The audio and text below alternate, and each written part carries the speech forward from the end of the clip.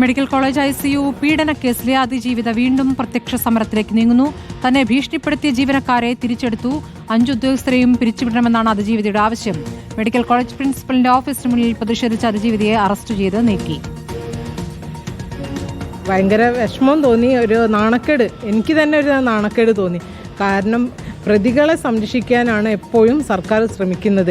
ഞാൻ ഒരുപാട് പരാതി കൊടുത്തിട്ടും എല്ലാ വിധത്തിലും മുഖ്യമന്ത്രിയെ കണ്ട്, ആരോഗ്യമന്ത്രി, അപ്പോൾ അവർ പറയുന്നത് ഞങ്ങൾ നിങ്ങളുടെ കൂടെ ഉണ്ടെന്ന് പറഞ്ഞു. പക്ഷേ ഇങ്ങനെ സ്വന്തം പ്രതികളെ സംരക്ഷിച്ചുകൊണ്ടാണ് ഒരു അതിജീവിത കൂടെ ഉണ്ടെങ്കിൽ അവർ കൂടെ നിൽക്കാത്തതാണ് നല്ലത്. അപ്പോൾ എനിക്ക് എന്തായാലും നീതി കിട്ടാൻ വേണ്ടി ഞാൻ ശ്രമിക്കും. ഇതിൽ സത്യസന്ധമായ നീതി കിട്ടുന്നവരെ ഞാൻ സമരം ചെയ്യും. അല്ല, പിരിച്ചുവിടണം തന്നെയാണ്. അവർ തെറ്റ് ചെയ്ത ആളുകളാണ്. ദീപക് മലയമ്മ വിവരങ്ങളുമായി. ദീപക്, ഇപ്പോൾ മെഡിക്കൽ കോളേജ് ICU പീഡനക്കേസ് ഏറെക്കാലം ചർച്ച ചെയ്തതാണ്. അതിജീവിത നിരന്തരം സമരത്തിലുമായിരുന്നു. ജീവനക്കാരെ അവിടെ നിന്ന് മാറ്റി നിർത്തിയിരുന്നു. അപ്പോൾ അവരെ മുഴുവൻ പേരെയും തിരിച്ചെടുത്തിരിക്കുകയാണോ? അതിനെന്താണ് ന്യായീകരണം നൽകുന്നത്?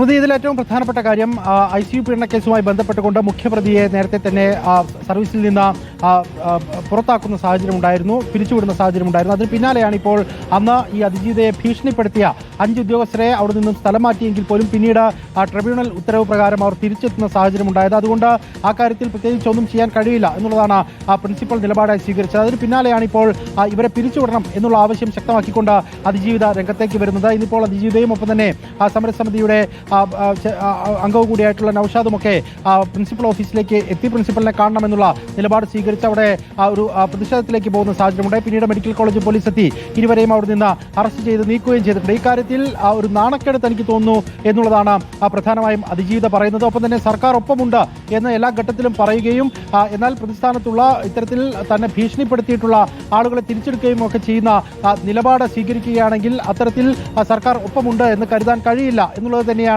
അതിജീവിത പറയുകയും ചെയ്തത്. അതുകൊണ്ട് ഇനിയിപ്പോൾ എന്ത് ചെയ്യണം എന്നുള്ളത് സംബന്ധിച്ച ഒരു കൂടിയാലോചനകൾ ഉണ്ടാകും. അതിനുശേഷം പ്രത്യക്ഷ സമരം ആവശ്യമെങ്കിൽ ആ നിലയ്ക്ക് മുന്നോട്ട് പോകാൻ തന്നെ അതിജീവിത തീരുമാനിക്കുകയും ചെയ്തിട്ടുണ്ട്. ദീപക് മലയമ്മയാണ് കോഴിക്കോട് നിന്നും വിവരങ്ങൾ നൽകിയത്.